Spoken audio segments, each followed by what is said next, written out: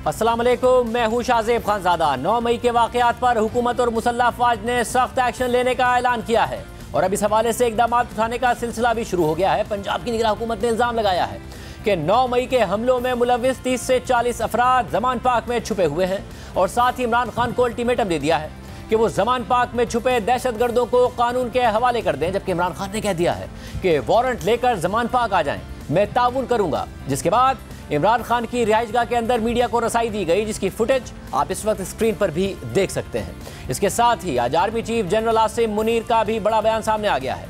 Army chief general Asim Munir ने एक बार फिर वाज़ेह कर दिया है कि 9 मई के तारीख दिन पर कौम के लिए शर्मिंदगी लाने वालों को इंसाफ के कटहरे में लाया जाएगा और किसी को शहदा की यादगारों की बेहुरमती और मनसूबाबंदी से किए गए हालिया अलमनाक वाक़यात की दोबारा इजाज़त नहीं दी जाएगी।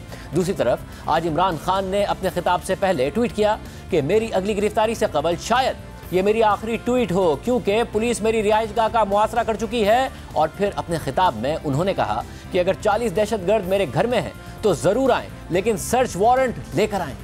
40 दहशतगर्द अगर घर में हैं तो मेरी जिंदगी को भी खतरा है। मेहरबानी करके जरूर आए यहाँ, लेकिन इस तरह ना है कि कोई दावा बोल के इस तरह करें, सर्च वारंट लेके आए हैं। कोई नाम तो दे, ये दहशतगर्द है कौन। हम आपको सारी दिखा देते हैं घर में किधर है, कितने दहशतगर्द हैं। शायद मेरा ही फायदा करवा देंगे कि अगर कोई छुपा हुआ वो दहशतगर्द है। इन्होंने बड़ी प्लानिंग के तहत किया। हमारे पास अब सारी एविडेंस आ गई है। हम अदालत में जाने लगे कि जुडिशल कमीशन बनाई जाए, पता चल जाएगा इस साजिश के पीछे कौन था, कौन उसको इस्तेमाल करना चाहता था एक पूरी पार्टी को बैन करने के लिए, कलादम करने के लिए।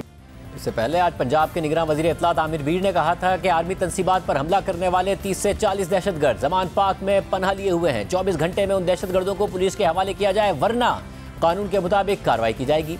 ज़मान पाक में इस वक्त क्या सूरत हाल है, बात करेंगे। जियो न्यूज़ के नुमाइंदे आज़म मलिक हमारे साथ मौजूद। आज़म मलिक, बहुत शुक्रिया। आज़म, सबसे पहले ज़ाहिर है आज दिन में कहा गया था कि 24 घंटे के अंदर अंदर 30 से 40 जो शरपसंद आपके पास मौजूद हैं ज़मान पाक में, जिन्होंने 9 मई के वाक़यात में मुलव्विस हैं, उन्हें हवाले करें, वरना ऑपरेशन होगा 24 घंटे में। अब से कुछ देर पहले तहरीक इंसाफ ने बाकायदा तौर पर मीडिया के नुमाइंदों को विजिट कराया ज़मान पाक के अंदर, जिसके विजुअल्स भी हम नाज़रीन को अपने सामने स्क्रीन पर दिखा रहे हैं। क्या इस वक्त कहा जा सकता है कि जो इल्ज़ाम है वो दुरुस्त नहीं है? मीडिया के लोगों ने क्या देखा? थोड़ी देर पहले इमरान खान ने एक्सेस दी सहाफ़ियों को अपने घर के कंपाउंड के अंदर, ताकि वो देख सकें कि अंदर क्या है। जो मनाजर देखे वो कुछ इस तरह से थे जो आप अपनी टीवी स्क्रीन पर भी देख रहे होंगे शाहजेब। उन मनाजर में ये था कि कंपाउंड था, कंपाउंड के अंदर इमरान खान के जो ज़ाती मुलाजिम हैं वो थे, जो उनके सिक्योरिटी एहलकार हैं 10 से 12 वो लोग थे, 3 से 4 लोग पुलिस एहलकार थे, उनकी जो उनका इंचार्ज था वो ASI था, असिस्टेंट सब इंस्पेक्टर। ये सारे लोग अंदर थे। एक छोटा सा मेडिकल जो है वो यूनिट भी वहाँ पर बनाया गया है और अंदर लेके जाने का और सहाफ़ियों को अंदर दिखाने का मकसद ये था ताकि वो देख सकें कि अंदर जो कहा गया है 35 से 40 लोग वो मौजूद नहीं है। ताहम दूसरी तरफ अगर शाहजेब बात की जाए, ये 35 से 40 लोगों का जो निगरान वज़ीर इत्तलात आमिर मीर ने जिक्र किया, ज़ाहिर है इमरान खान अगर वो वहाँ पर मौजूद हैं तो वो घर के अंदर तो मौजूद नहीं है। इमरान खान की रहायशगाह के बाहर शाहजेब एक ग्राउंड है, तकरीबन आप समझें कि 100 मीटर लंबा चौड़ा एक ग्राउंड है, जिसके अंदर तकरीबन 25 से ज़ायद खामे लगे हुए हैं।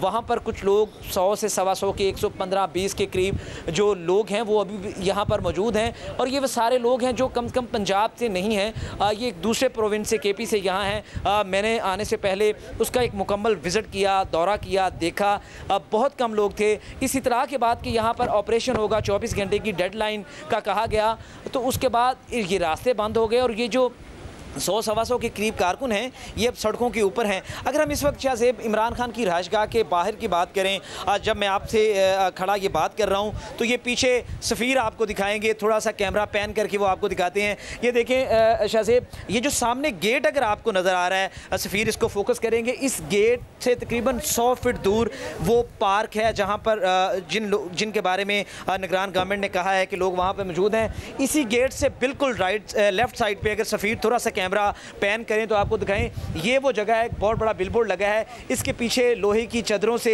एक आर्जी सिक्योरिटी चेक पॉइंट बना दिया गया है जहां से लोग अंदर जाते हैं। अब यहां पर भी कोई नहीं है, आप इजीली इमरान खान की रहायश के बाहर उस गेट तक एक्सेस कर सकते हैं। वहां से आगे उनकी ज़ाती सिक्योरिटी हैं, सिर्फ वही लोग अंदर जाते हैं जिनका नाम होता है और नाम के बाद उनको अंदर लेके जाया जाता है। जी शाहजेब, तो ये बताइएगा कि आज इमरान खान साहब ने कहा शायद मेरा आखिरी खिताब हो, मुझे गिरफ्तारी की तैयारियां क्या है? क्या पुलिस की वाकई नफरी बहुत ज़्यादा आ गई है इमरान खान साहब की गिरफ्तारी के लिए ये 24 घंटे के अल्टीमेटम के बाद, और जो इमरान खान साहब ने ट्वीट किया क्या वो ठीक है? अच्छा सेब, अगर इस हवाले से हम बात करें तो ऐसी सूरत हाल तो बनती दिखाई दे रही है। इमरान खान साहब शायद ज़हनी तौर पर अब यूँ लग रहा है जैसे तैयार हैं कि किसी वक्त भी अगर गिरफ़्तारी हो तो अब वो जो रजिस्टेंट हम कभी देखा करते थे 2-3 दफ़ा जो यहाँ पर ज़मान पार्क के अंदर वो रजिस्टेंट हमें वाले रास्तों को मुकम्मल तौर पर कार्डन ऑफ कर दिया गया, बंद कर दिया गया। मैं ठंडी सड़क से पैदल तकरीबन 3 किलोमीटर यहाँ तक पहुँचा हूँ। 3 चेक पोस्ट पुलिस ने वहाँ पर बना दी हैं, यानी कि अगर आप मोटर बाइक से भी आना चाहें ज़मान पार्क के अंदर तो आप नहीं आ सकते।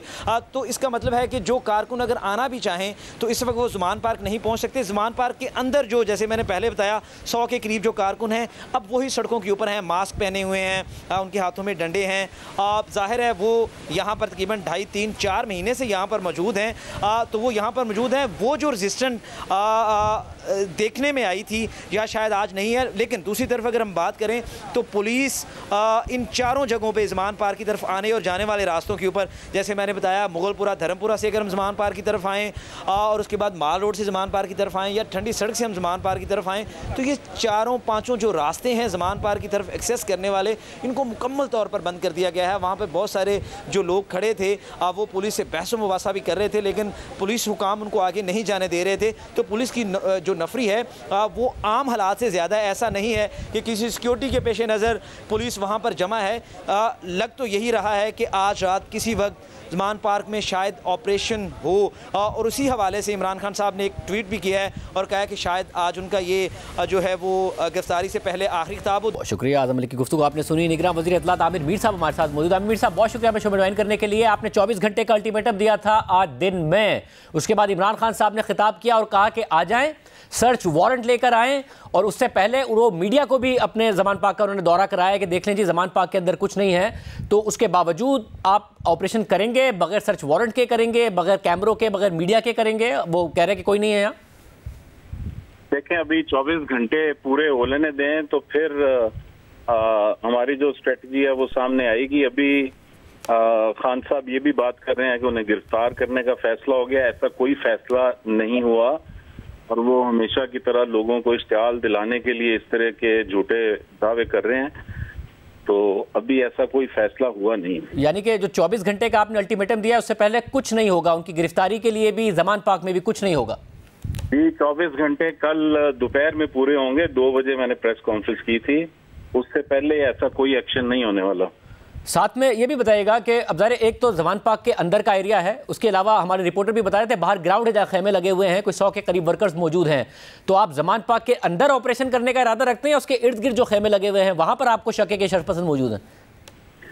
देखिए मैंने ऑपरेशन का तो कहा ही नहीं, मैंने तो कहा है जी कि यहाँ पर हमारे पास सॉलिड इंफॉर्मेशन है, जियो फेंसिंग के जरिए भी कंफर्म हो गया है, लोगों की लोकेशन यहाँ की आई है, 30 से 40 के करीब लोग हैं जिनकी इंफॉर्मेशन आई है, जो कि इंटेलिजेंस और फिर टेक्निकल जो जराए हैं उनसे जिसकी हम तस्दीक कर चुके हैं कि यहाँ पर 30 से 40 वो लोग मौजूद हैं जिन्हें अब दहशतगर्द करार दिया जा चुका है, जो 9 मई को मिलिट्री इंस्टॉलेशंस पर हमलों में इन्वॉल्व थे। तो 24 घंटे पूरे होंगे तो जो भी स्ट्रेटजी होगी उसके मुताबिक प्रोसीड किया जाएगा। मगर हम माजी में देख चुके हैं कि पुलिस इमरान खान की रिहाइश गाह से इमरान खान को नहीं गिरफ्तार कर पाई थी, नाकाबिल जमानत वारंट होने के बावजूद इतनी रेजिस्टेंस आई थी। इस दफ़ा कैसे आप ऑपरेशन कर लेंगे और 30 से 40 शरपसंदों को गिरफ्तार कर लेंगे?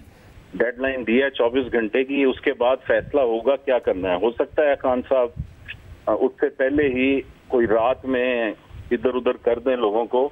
तो हमारा मकसद जो है वो बुनियादी तौर पर ये है कि ये लोग अगर यहाँ पर पनाह लिए हुए हैं तो ये निकलें और हम इन्हें पकड़ें। मगर ये बात यकीनी है कि वहाँ पर लोगों ने पनाह ली हुई है और उनका आपने बाकायदा तौर पर वेरीफाई कर लिया कि ये लोग मौजूद थे इन वाक़यात में जो 30 से 40 लोग हैं? जी, हमारी जितनी एजेंसीज हैं उनकी यही इत्तला है, और ये तो आप भी जानते होंगे कि कोर कमांडर लाहौर के घर पे हमला करके उनकी वर्दी जो है उसको लहराने वाला शख्स भी वहीं पर छुपा हुआ है। ये आप कह रहे हैं उनका भांजा वहीं पर मौजूद है? यही इत्तला है कि भांजा वहीं पर मौजूद है। अच्छा, मगर अब मसला है ना कि कल आप लोग आप कह रहे हैं ऑपरेशन का लफ्ज़ ना इस्तेमाल किया जाए, मगर अगर आप जाएं और उसके बाद लोग नहीं मिलेंगे तो आप ये कह देंगे कि जी उनको भगा दिया गया है, और हालांकि आप कह रहे हैं कि अगर भगाया तो हम पकड़ लेंगे, तो ये कैसे तय होगा कि आप लोगों की इंटेलिजेंस ठीक थी और जो किया गया वो टारगेटिंग नहीं थी बल्कि वाकई एक कानून नाफिज करने वाले इदारों ने शरपसंदों को पकड़ने के लिए कार्रवाई की थी? शाहजेब, वो यूं साबित हो जाएगा कि वो लोग वहां से उस हाइड आउट से जब निकलेंगे तो फिर वो पकड़े जाएंगे। अभी तो वो एक महफूज पनाहगाह में है। अच्छा, और क्या ये भी साबित हुआ है कि इस सब में पहले से अहकामात थे और ये एक पूरे प्लान के तहत किया गया, जो बार बार कहा जा रहा है? क्योंकि खान साहब कहते हैं मैं तो था ही नहीं, मैं तो जेल में था, मुझे क्या पता था, मैं तो हिरासत में था। हाँ, लेकिन ज़मान पाक से ऐसी सॉलिड एविडेंस इंफॉर्मेशन मिल रही है जिससे पता चलता है कि कोर कमांडर लाहौर के घर, जिसे हम जना हाउस कहते हैं, में जो कार्रवाई हो रही थी, उस कार्रवाई करने वालों का ऐसे लोगों से राब्ता था जिनकी लोकेशन ज़मान पाक की निकली है। और इससे पहले खान साहब मुसलसल अपनी तकारीर में और गिरफ्तारी से पहले भी अपनी आखिरी वीडियो बयान में वो लोगों को बता चुके थे कि अगर मुझे पकड़ा गया तो किस हद तक जाना है, क्या करना है। और फिर उसके बाद इनकी कोई टाइगर फोर्स है, उसके लोगों का भी पता चल रहा है जिन्हें ऑलरेडी ये बता दिया गया था कि आपने सिर्फ एक कोर कमांडर नहीं, 3 और कोर कमांडर जो हैं उनके घरों पर भी हमलों का इनका मंसूबा था। तो ये तय था कि जैसे ही गिरफ्तारी होगी तो पूरे मुल्क में मिलिट्री इंस्टॉलेशन जो हैं उनको टारगेट किया जाएगा। और अफसोस की बात यह है कि उनमें GHQ का हेडक्वार्टर और फैसलाबाद ISI जहां का ऑफिस, जहां पर इस वक्त हम मौजूद हैं, उसको भी टारगेट करने का मंसूबा बनाया गया। ये 2 वो बिल्डिंग्स हैं जिनको माजी में तहरीक-ए-तालिबान ने टारगेट किया है। अक्टूबर 2009 में GHQ को टारगेट किया था, उसके बाद ISI फैसलाबाद के ऑफिस को टारगेट किया गया था। और कल जो होगा उसका फैसला खुद निगरान हुकूमत कर रही होगी, या फिर क्योंकि ज़ाहिर है मिलिट्री इंस्टॉलेशंस और उनके अलामतें और जो घर है अगर वो जलाया गया है तो वहीं से आप ऑर्डर का इंतज़ार कर रहे होंगे कि वो लोग जो कहेंगे वो करेंगे? नहीं, ऐसा नहीं है। देखिए, अगर इन लोगों के साथ भी कोई वारदात होती है तो इवेंचुअली तो पुलिस ने ही इन लोगों को पकड़ना है।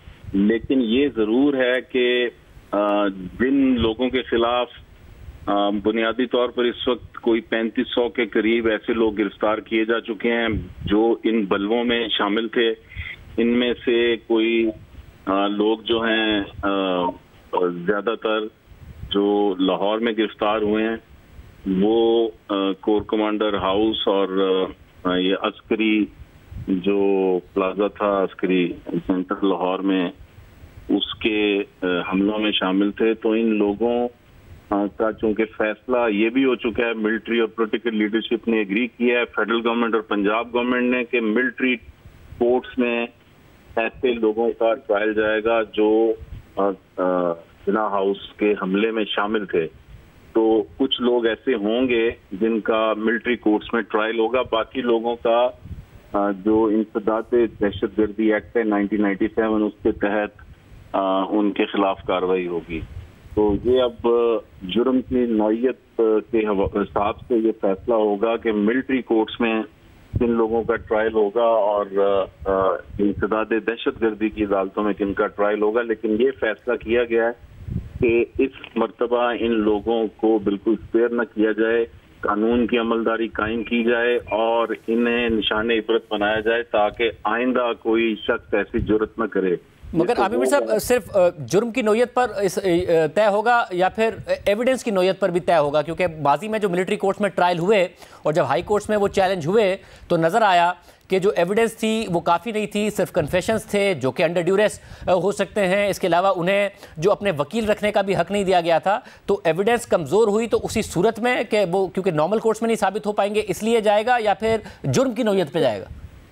नहीं, इस मर्तबा आप देखेंगे कि अगर किसी शख्स को गिरफ्तार किया गया है और उसे किसी जुर्म पे चार्ज किया गया है तो उसकी हमने पूरी ये प्लानिंग की थी कि वीडियो फुटेजेस से, पिक्चर से उनकी आइडेंटिफिकेशन की गई। उसके बाद नादरा वालों को उसकी पिक्चर्स वगैरह दी गई और उन्होंने वो शनाख्त करके तो वहां से पूरा डेटा दिया है और उस डेटा के मुताबिक जब ये कंफर्मेशन हो जाती है कि ये बंदा इस हमले में मौजूद था, जाहिर है जब एक फुटेज बनी हुई है कि एक बंदा आग लगा रहा है या एक बंदा तोड़ फोड़ कर रहा है, तो उस फुटेज में से चेहरा लेकर उसकी आइडेंटिफिकेशन नादरा के जरिए हम कर रहे हैं। फिर सेफ सिटी कैमराज, गाड़ियां जो उस रोज पहुंची वहां पर, मोटरसाइकिल पे लोग जो वहां पर पहुंचे, वो पूरे सेफ सिटी कैमराज के जरिए गाड़ियों में मौजूद लोगों के चेहरे, तो उससे काफी हेल्प मिली है। उसके बाद आपको पता है चूंकि ये सोशल मीडिया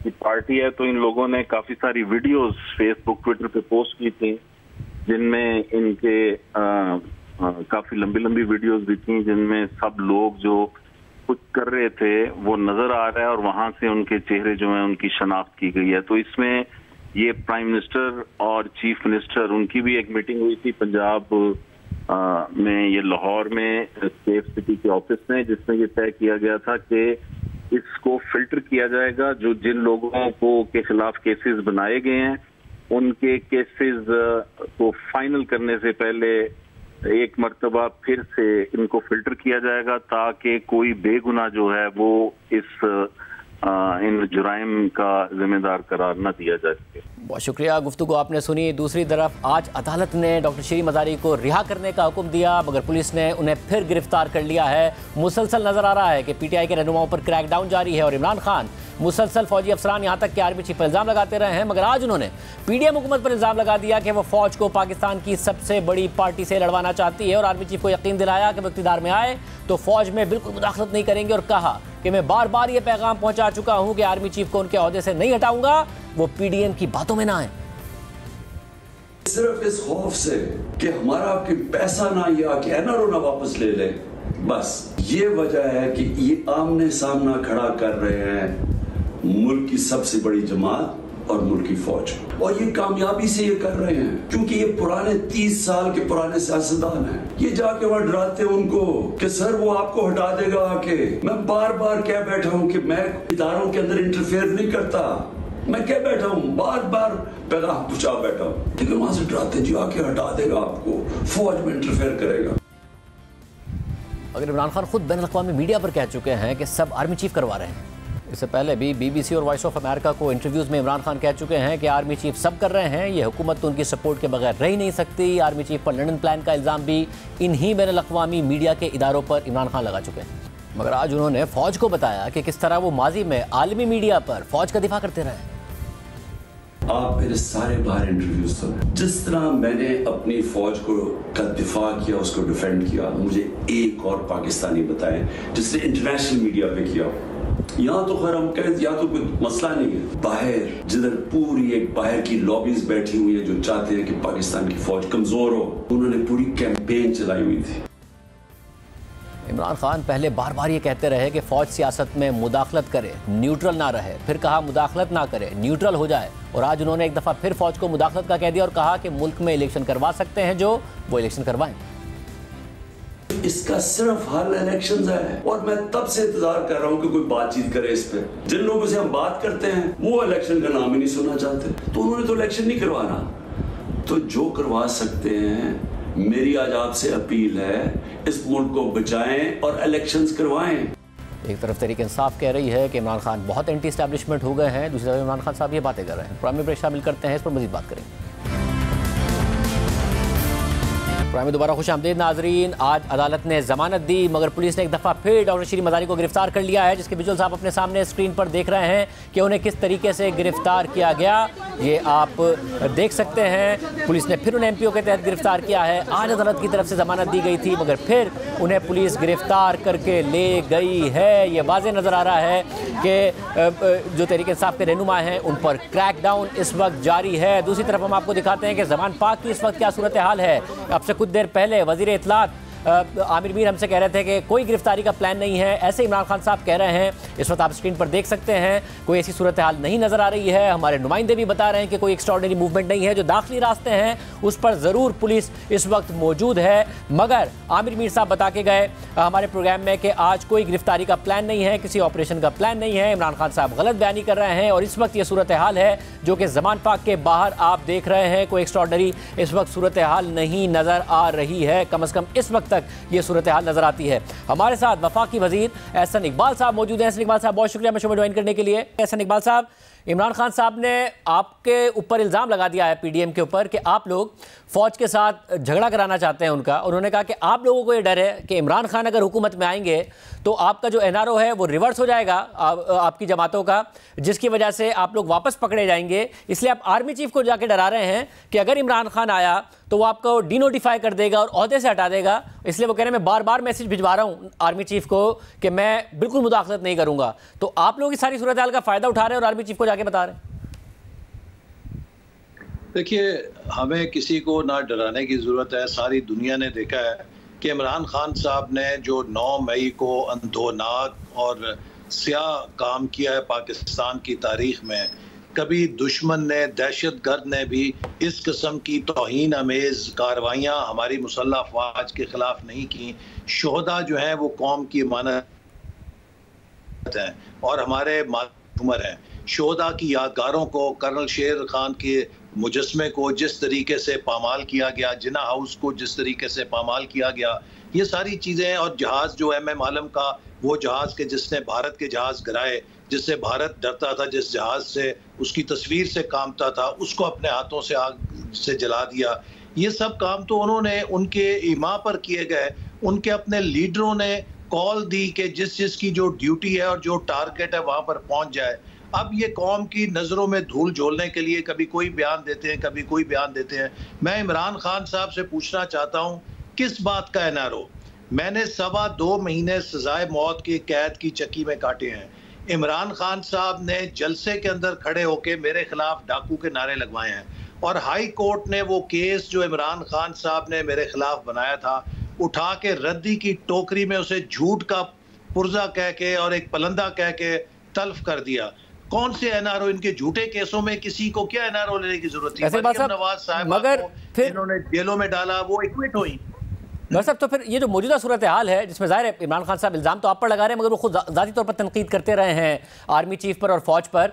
आप लोग इस सूरत हाल का फ़ायदा उठा रहे हैं कि एक फिर जो डेमोक्रेटिक पार्टी है उस पर कंप्लीट क्रैकडाउन है कि अगर आप इमरान खान से फासला अख्तियार करेंगे तो बचेंगे। हमने देखा आज कियानी साहब जो हैं उन्होंने जो ऐलान किया, फिर कल एक MNA ने ऐलान किया, आज एक MPA ने ऐलान किया। जो नहीं कर रहा, अली जैदी ने नहीं किया, तो उनका जो हाउस अरेस्ट था वो ख़त्म करके वापस जैकबाबाद जेल में उनको मुंतकिल किया जा रहा है। श्री मज़ारी साहिबा को अदालत बेल देती है, उन्हें फिर अब से कुछ देर पहले दोबारा गिरफ्तार कर लिया गया और जिस तरह किया गया अवाम ने वो विजुअल्स देखे हैं। तो ये तो एक पूरा का पूरा नजर आ रहा है कि एक सियासी जमात को डिसमेंटल करने का प्लान है जिसका आप हिस्सा बन रहे हैं। देखिए शाहजेब, इसमें ना किसी सियासी जमात को डिसमेंटल करने का प्लान है, ना कोई सियासत करने का मुकाम है।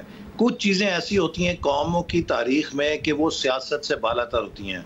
पाकिस्तान का दिफा, पाकिस्तान के शोहदा किसी भी सियासत से बालातर हैं।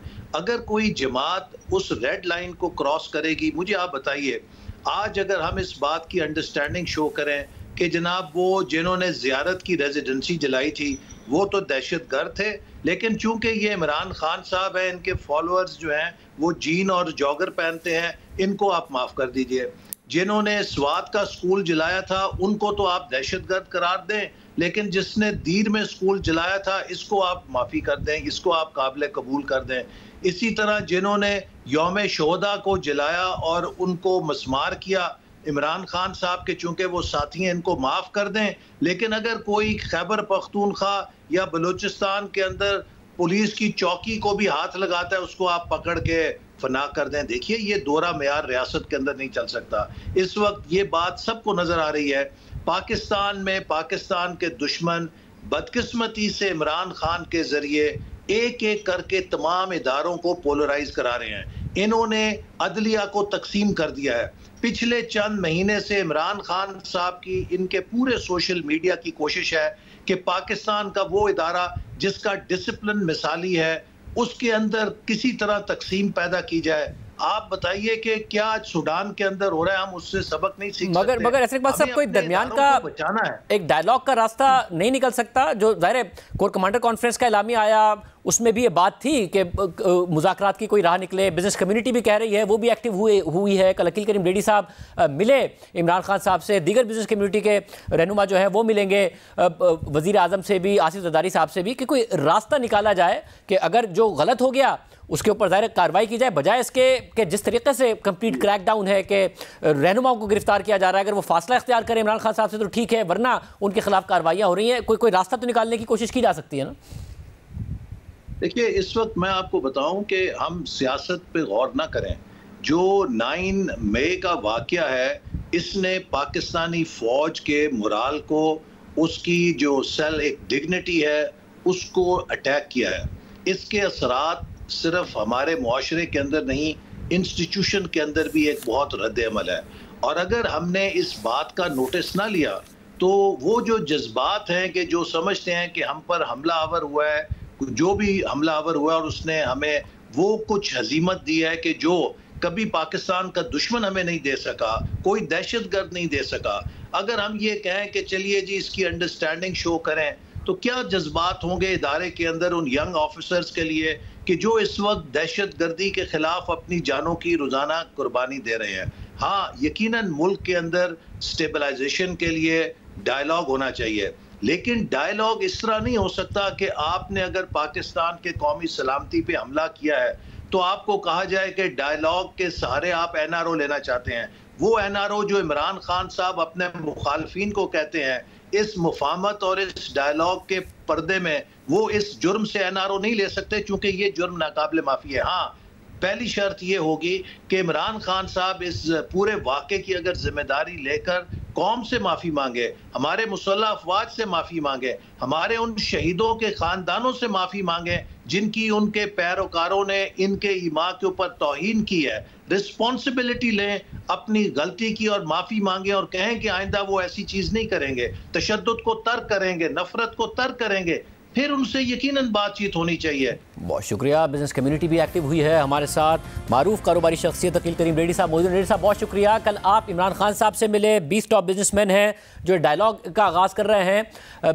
क्या उम्मीद की जाए कि कहीं फ्लेक्सिबिलिटी होगी, कुछ नतीजा निकलेगा? मेरा नहीं ख्याल है, मुझे अंधेरा ही दिख रहा है। मुझे कोशिश हमने जरूर की थी, लेकिन मुझे लग नहीं रहा, क्योंकि हम लोगों की आपस में भी काफी इख्तलाफ था। जब कराची में हमने मीटिंग की थी तो लोगों ने कहा कि भाई हम इन इशू में क्यों अपने आप को खराब करें, और उन्होंने अपना प्रेस रिलीज बनाया, बिल्कुल मुख्तलिफ था। फिर जो लाहौर की मीटिंग थी उसका प्रेस रिलीज बिल्कुल मुख्तलिफ था। तो थोड़ा तो हमारे आपस में भी इत्तेफाक नहीं था। और दूसरा, लोग जो हैं मतलब जिस तरह हम सोच रहे हैं ऐसा दिख नहीं रहा, पक्का धक्का। अब जाहिर बात है कि जो आदमी जो फौजी तंसीबात को नुकसान पहुंचाने वालों को पकड़ और दकर करना, वो तो समझ में आती है बात, लेकिन बाकी लोगों का भी तो हो रहा है ना। कि हम ये देखेंगे, अगर ये सारी चीजों को हम क्रिटिसाइज कर रहे हैं तो दूसरे दिन जो हुआ है सुप्रीम कोर्ट के गेट के बाहर chief justice of supreme court के खिलाफ, उसको अभी तक किसी कोई कंडम करने को भी तैयार नहीं है। तो ये सारी चीजें देख के मुझे नहीं लगता कि कोई सिंसियरिटी पाकिस्तान में मुझे दिख नहीं। बड़ा अफसोस हो रहा है, दुख हो रहा है कि हम दुनिया आगे जा रही है, हम हर आने वाले दिन में पीछे जा रहे हैं। अच्छा, तो फिर जब आप कल इमरान खान साहब से मिले, आपका बड़ा करीबी ताल्लुक है उनके साथ, तो इस मामले पे बात हुई कि आगे बढ़ा जाए, कोई फ्लेक्सिबिलिटी नजर आई आपको? देखिए, उस हवाले से मेरी उनसे कोई बात नहीं हुई है, क्योंकि हमारे लोगों ने मना कर दिया था कि इस टॉपिक पे कमेटी बात करेगी, तो कोई इंडिविजुअल तौर पे बात नहीं करेगा। तो उस कमेटी ने हमें अलाउ नहीं किया था। अगर वो अलाउ करते तो डेफिनेट मैं भी बात कर लेता। मतलब अगर जितना आप खान साहब को जानते हैं, जाहिर वो आगे निकल गए, हमले भी हुए, वो एजेंसियों पर इल्जाम लगा रहे हैं, आपको लगता है कुछ फ्लेक्सिबिलिटी हो सकती है, बात आगे निकल सकती है या नहीं? देखें, मेरा ख्याल ये है कि इस वक्त देखें, हमें इसके ऊपर एक कमेटी बनानी चाहिए। खान साहब बनाए या आर्मी बनाए या गवर्नमेंट बनाए, ये जरूर कि अगर वो ये कह रहे हैं कि नहीं हमने नहीं किया किसी और ने किया है, तो वो कमेटी बने और फाइंडिंग कर ले, और फाइंडिंग सबके सामने आ जाएगी। अगर इनके लड़कों ने किया है वो भी सामने आ जाएगा, इनके लड़कों ने नहीं किया वो भी सामने आ जाएगा। तो इसके लिए कमेटी बनानी पड़ेगी, और जो भी है इंसाफ का तकाजा भी यही कहता है कि अगर जिसने गलत काम किया है उसको आप जरूर सजा दें। बहुत शुक्रिया। अगले कैबिनेट साहब मौजूद थे कि इस डायरेक्शन में चीज़ें जा सकती हैं, बात करेंगे ब्रेक के बाद। प्रोग्राम में दोबारा खुश आमदीद नाजरीन। सलीम साफ़ी साहब हमारे साथ मौजूद हैं। साफ़ी साहब बहुत शुक्रिया। साफ़ी साहब आपने कोई 3-4 दिन पहले ट्वीट किया था कि इमरान खान को एक सरप्राइज़ मिलने वाला है, पीटीआई का मुत्तहिद रहना नामुमकिन नहीं तो मुश्किल हो जाएगा, जहांगीर तरीन अहम तरीन बन जाएंगे। आज वो नज़र भी आए। आपकी इस ट्वीट के अगले दिन कोर कमांडर कॉन्फ्रेंस हुई, ISPR का एलामिया आया, उसके बाद हमने सूरत हाल देखी है, पार्टी के रहनुमाओं की सूरत हाल देखी है।